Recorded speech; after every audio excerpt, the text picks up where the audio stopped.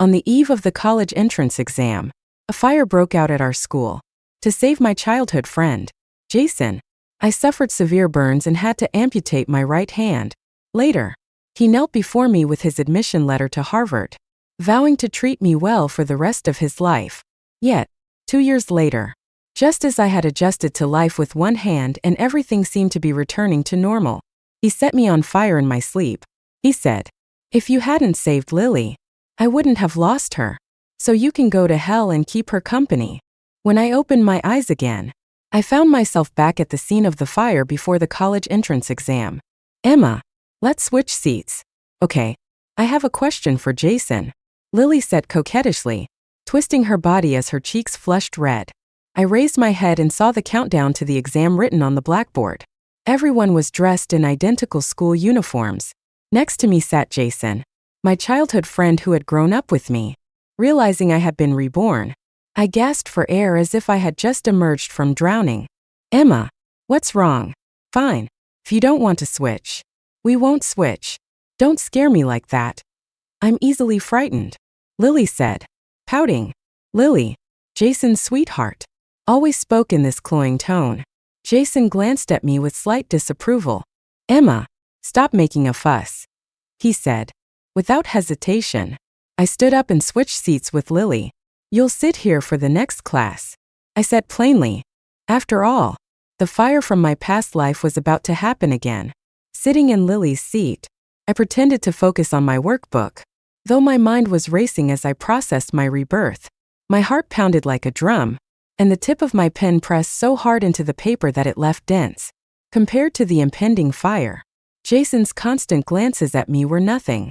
Suddenly, I stood up and shouted, "Fire! There's going to be a fire. Everyone, run!" I couldn't explain how I knew, but in my previous life, apart from the three of us, everyone else had escaped unharmed. The classroom erupted into chaos as the fire alarm blared, and someone screamed, "Fire!" Everyone began to flee. Just like before, Jason tightly held onto Lily's hand as they ran. I followed closely behind them, watching as Lily stumbled and hit her head against the staircase railing with a loud thud. Losing consciousness, Jason tripped and fell shortly after, and the fire quickly spread behind them.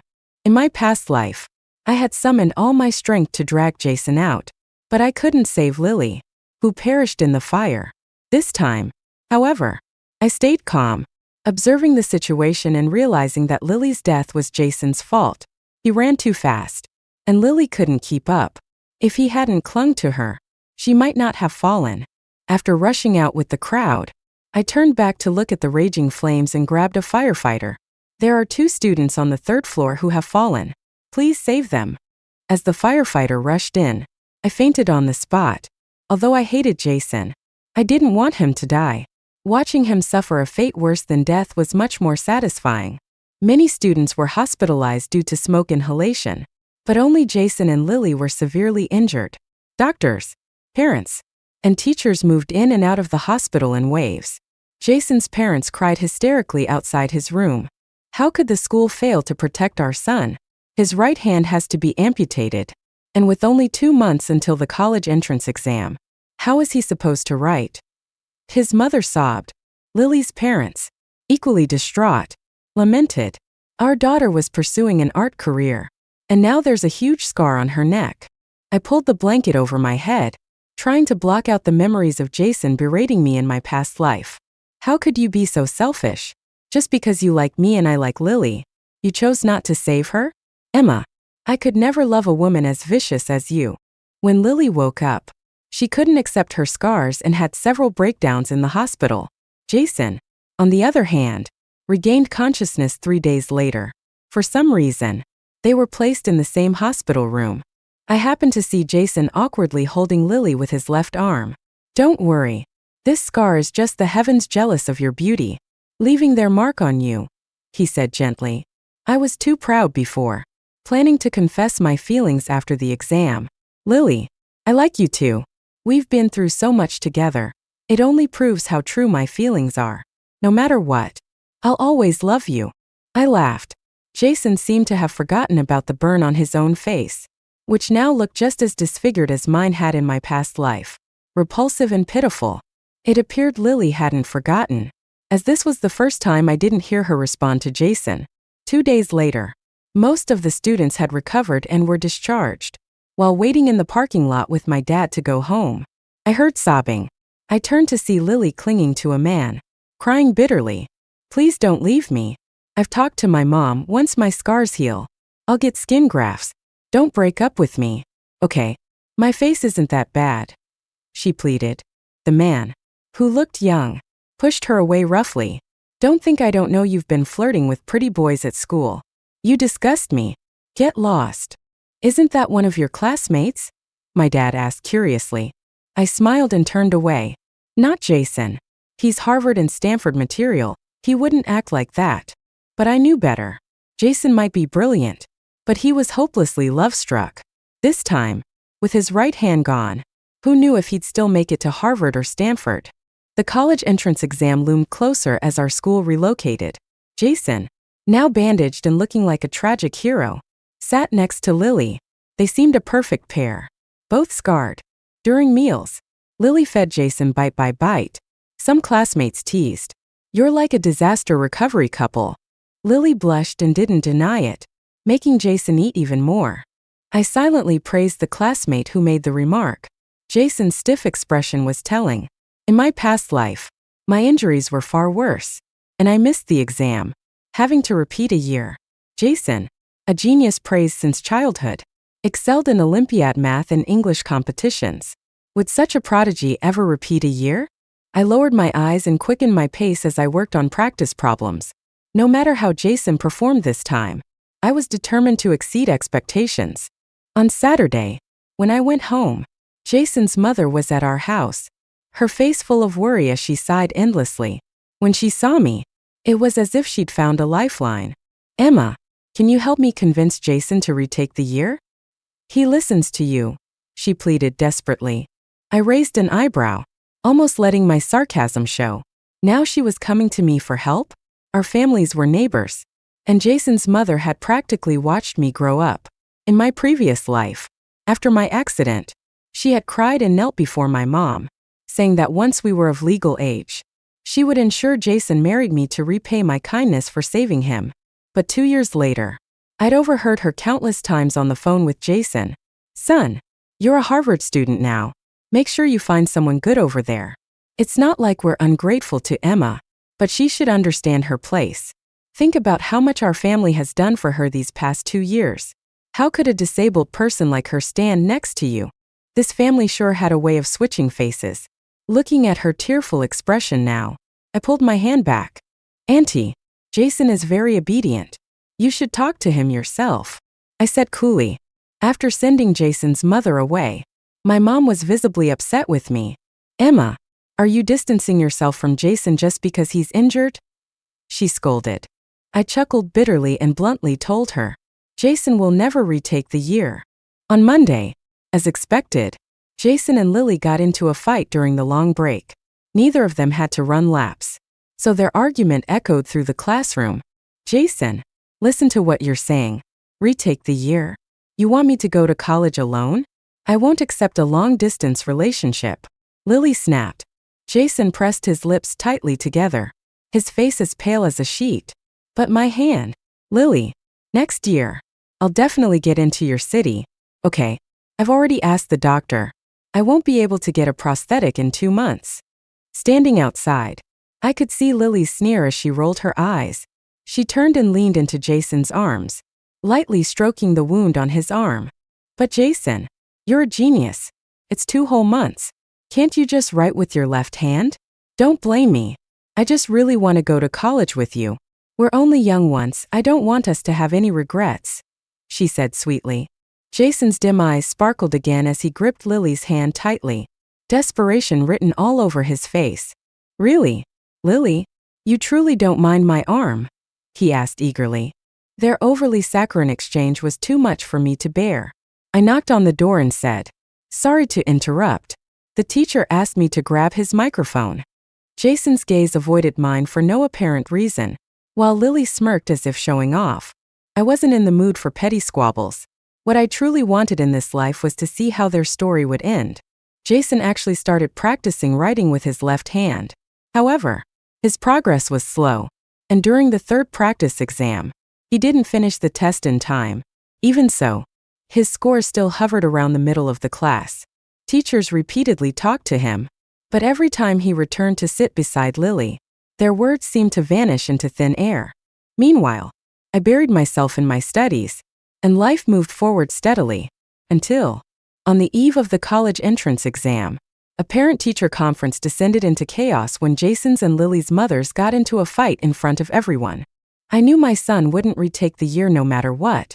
Just look at what your daughter has been saying to him, Jason's mother shouted, waving notes the two had exchanged in class. Everyone, judge for yourselves. What kind of person threatens someone with a breakup to stop them from retaking the year? We've spent years raising our kids for this exam. And now this.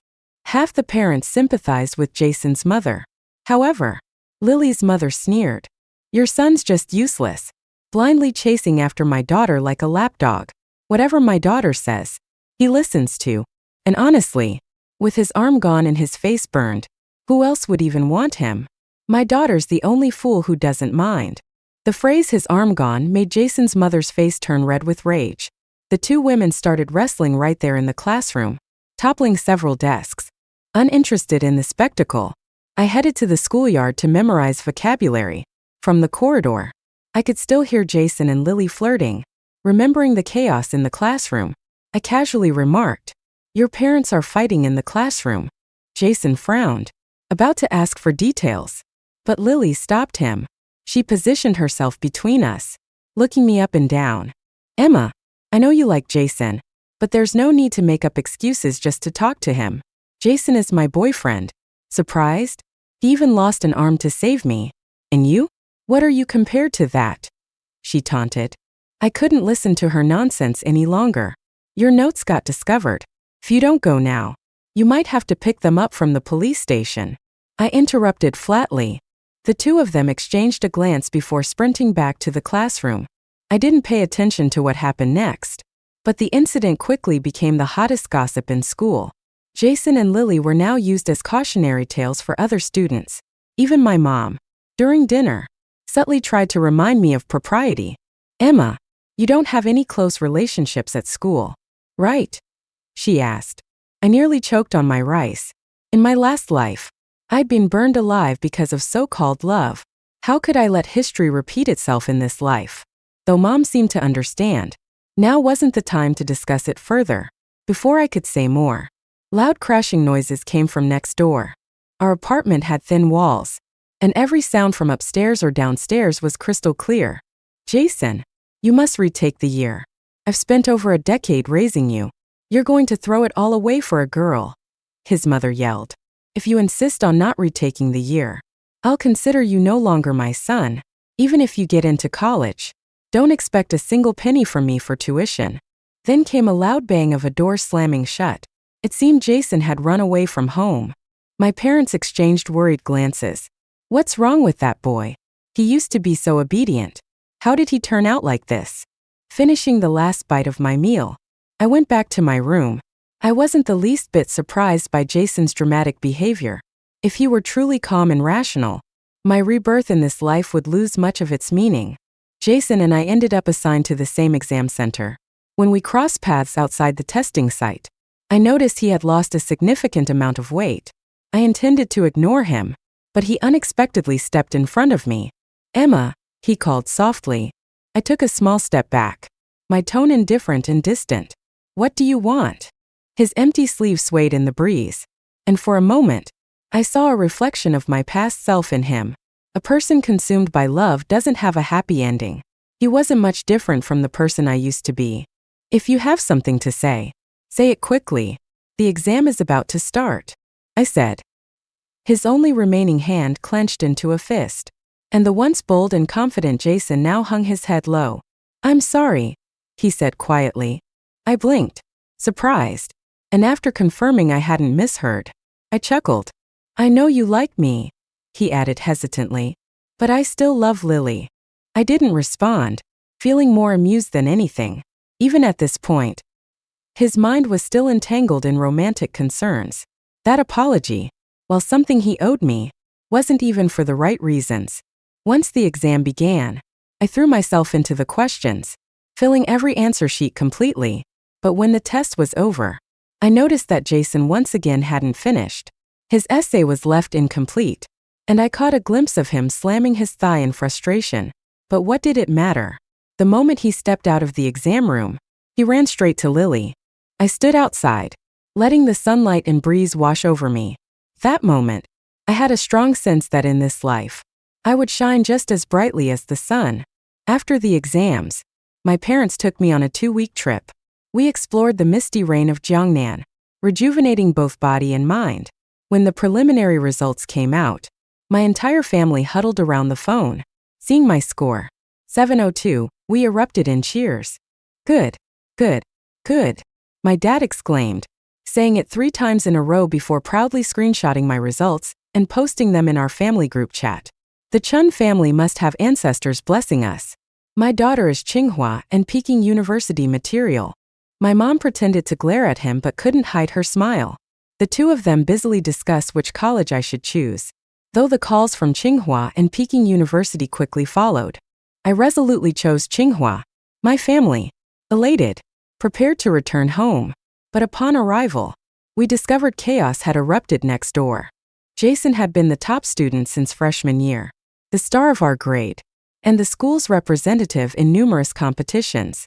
He was practically guaranteed a spot at Tsinghua or Peking University. His accident before the exams had only heightened curiosity about whether he could still secure first place. But someone leaked Jason's exam results online. 463 points. Enough for only a second-tier college. Alongside this was a video of a reporter interviewing him after the exam. In the video, Jason's right sleeve fluttered in the wind as the reporter asked, "Jason, how do you feel about your performance? Many people are concerned about your recovery and are curious why you chose not to retake the year." Before Jason could answer, Lily appeared, throwing her arms around his shoulders. "Because Jason didn't want to have a long-distance relationship with me," she declared cheerfully. The video, less than a minute long, quickly went viral, turning Jason and the topic of high school relationships into hot gossip. By the time we got home, reporters were swarming our building. Unable to find Jason, they pointed their cameras at me instead. "Mississippi, we heard you and Jason grew up together.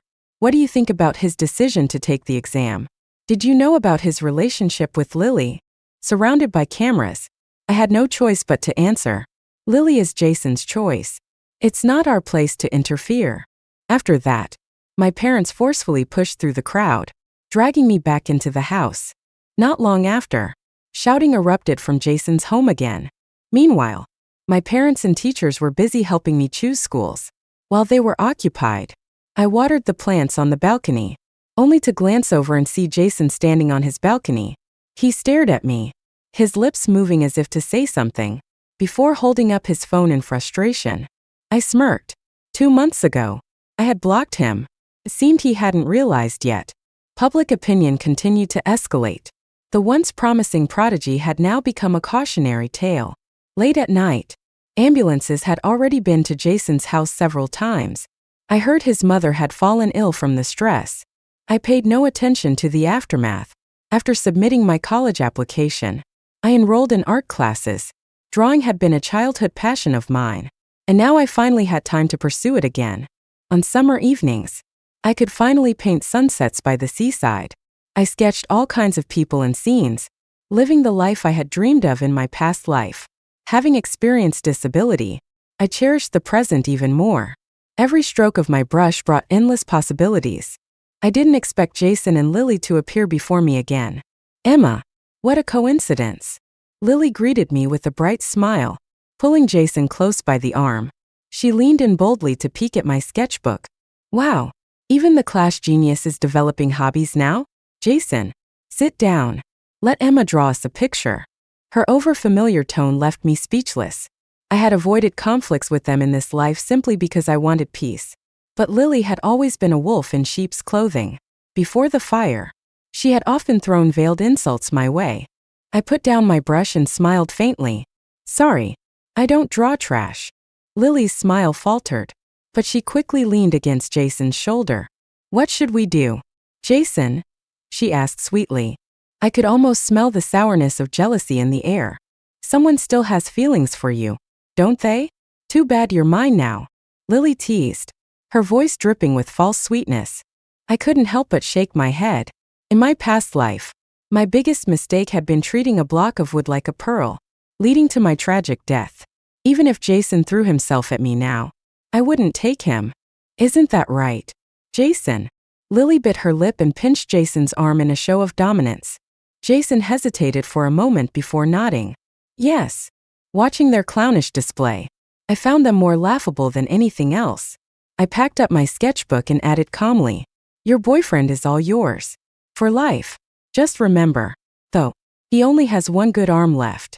Don't ruin it with all that pinching.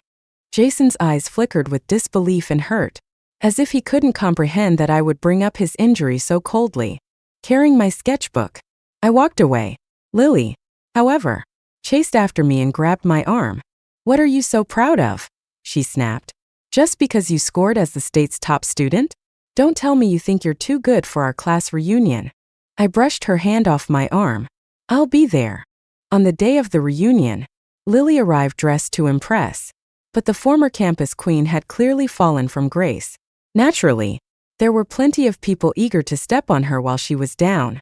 It was as if the entire class had conspired beforehand, taking turns pouring drinks for Jason. Jason, the great genius. You used to look down on all of us, didn't you? Now look, we're all sitting at the same table. One of them jeered. Jason's face turned a deep shade of gray. In the past, he had maintained a cool, aloof persona, coupled with his handsome, studious demeanor. His peers had seen him as an untouchable idol. But now, with one arm gone and his grades slipping, any attempt at being aloof would only make him seem pretentious. Sorry, I've had too much. I can't drink anymore, Jason said, raising a shaky glass. Another classmate staggered up, laughing loudly. What's wrong, genius? You're not driving home, are you? Oh wait, even if you passed your driver's test, would the police let you drive with one arm? Jason, furious, tried to slam the table, but Lily held him back. Jason, they're just toasting you out of respect. Just drink, she coaxed softly. Jason clenched his fist on the table, his knuckles white. I said nothing, watching silently. This was the pure, untouchable love he had cherished so deeply in our past life. Lily noticed my smile and clapped her hands loudly to draw everyone's attention. Let's not waste this rare opportunity to gather together. How about we make some confessions tonight? After all, high school only happens once. We can't leave any regrets behind. Her gaze was pointed, her words directed at me. Everyone turned toward me knowingly. My childhood crush on Jason had been an open secret, and now it seemed like the perfect time for them to prod the wound. Come on, Emma, be brave. Someone chimed in. I met Lily's playful, mocking gaze and felt a flicker of irritation. Why did she insist on dragging me into their drama, even as they flaunted their relationship? Keeping my composure, I said, fine, you're right. I do have someone I like. Jason's head snapped up at my words, his eyes flickering with a trace of hope, but I was determined to extinguish that light. In the past, I was a bit naive. I continued. I fell for an older guy who didn't even attend our school. Jason's expression stiffened, and his proud posture wilted.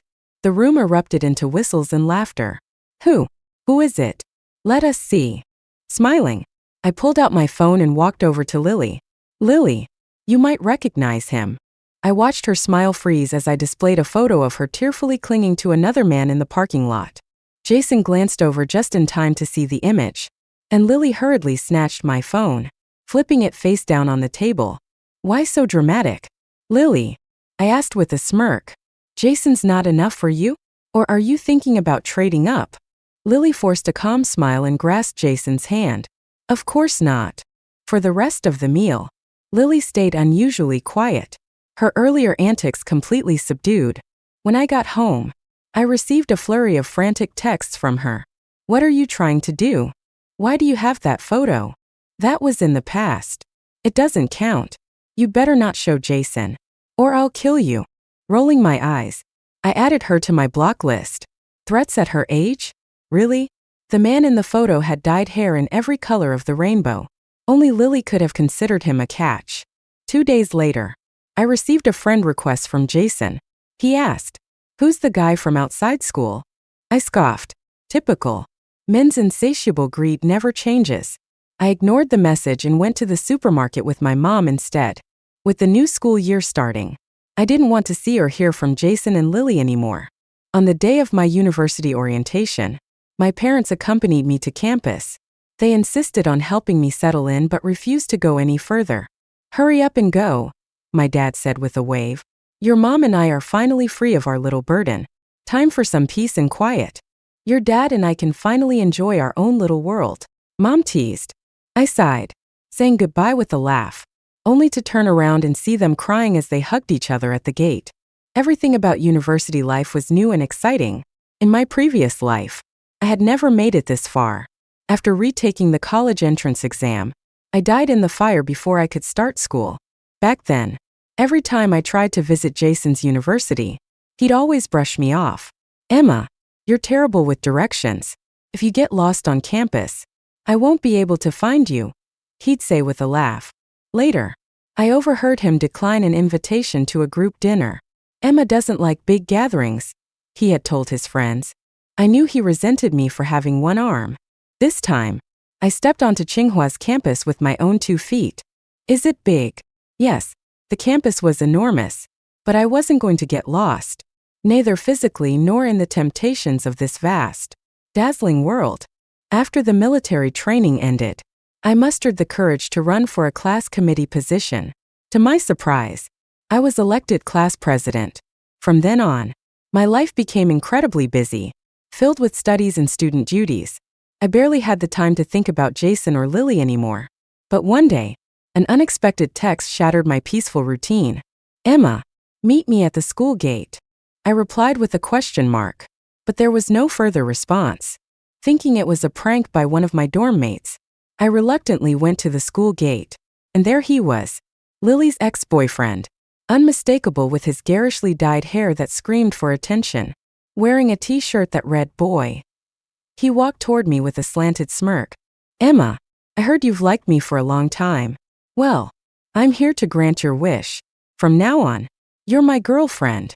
I instinctively took a step back, cursing myself internally. This had to be Lily's doing. If I had known, I would never have made that offhand comment back then. Smiling apologetically, I waved my hands. "You must have mistaken me for someone else. I don't like you. Please, don't come looking for me again." I tried to leave, but he blocked my way back to campus. "You think you can mess with me? I've already bragged to everyone that I've got a girlfriend at Tsinghua. You don't have a choice here. You agree, or you agree." Thankfully, his loud voice drew the attention of the campus security guards, giving me a chance to escape. Back at my dorm, I made some inquiries about Lily. What I found out was beyond shocking. A friend from high school couldn't stop gossiping. Jason scored in the 400s and ended up following Lily to some private art school. Seriously, where can I find a love-struck fool like that? I blinked in disbelief. "And? How are they doing now?" Leaning closer to her screen during our video call, my friend gleefully continued. "Guess what? Even though Jason got skin grafts, he still only has one arm. People at their school joke that Lily's dating a one-armed Yonghua. They say he doesn't even need a disguise to act in period dramas." She laughed. "But Lily's no angel either.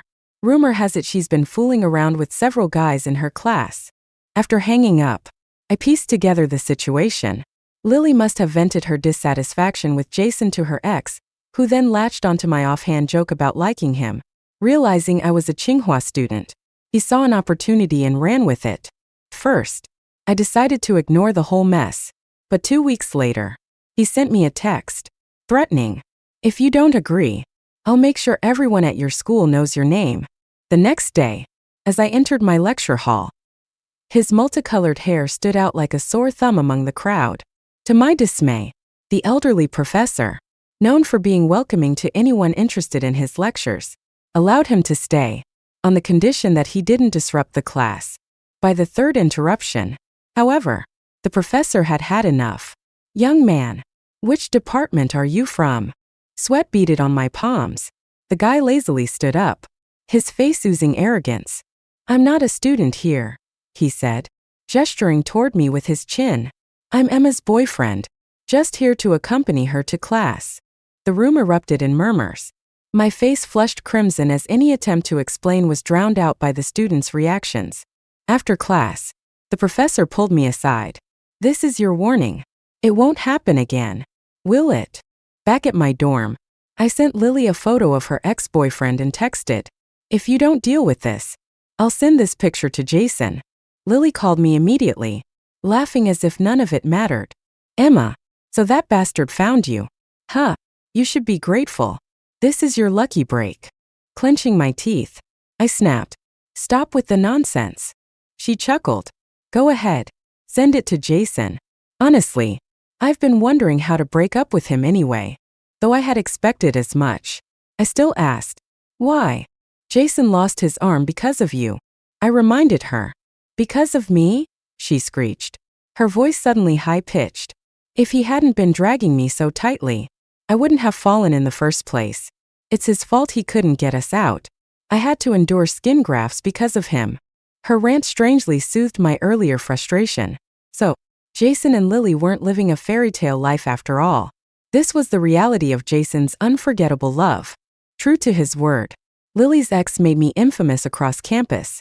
He even somehow got a hold of my class schedule, showing up uninvited to multiple lectures. Finally fed up, I decided to confront him. His demands were simple and absurd. Be my girlfriend. Have my child. My family needs someone with brains like yours. I laughed in disbelief. Why on earth would I do that? I don't even know your name. You don't need to, he said smugly, leaning against the wall. If you don't agree, I've got plenty of time to mess with you. Don't want to get expelled from your precious university, do you? When I stayed silent, he slipped a room key into my hand. Think it over. You know where to find me. I waited for him, but instead of engaging further, I reported him to the police and released the recording publicly. The creep was dealt with by the authorities and never showed up again. With the misunderstanding cleared, I could finally walk with my head held high. Perhaps feeling guilty about the earlier incident, the professor offered me an opportunity to accompany him to an off-campus lecture. While the role didn't bring any direct benefits, I knew this professor was a highly regarded, well-compensated hire at our university. Building a connection with him would be invaluable for my plans to pursue graduate studies. On the day of the lecture, I was excited beyond words.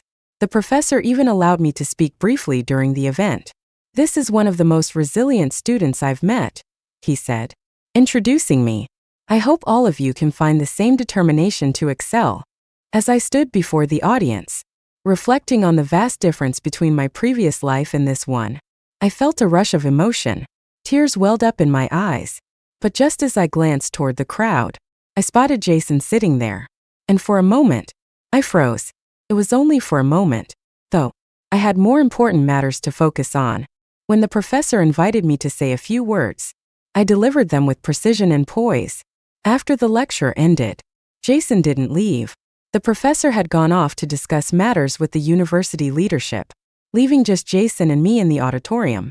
He looked at me, hesitating as if he wanted to step onto the stage, but he couldn't seem to take that first step.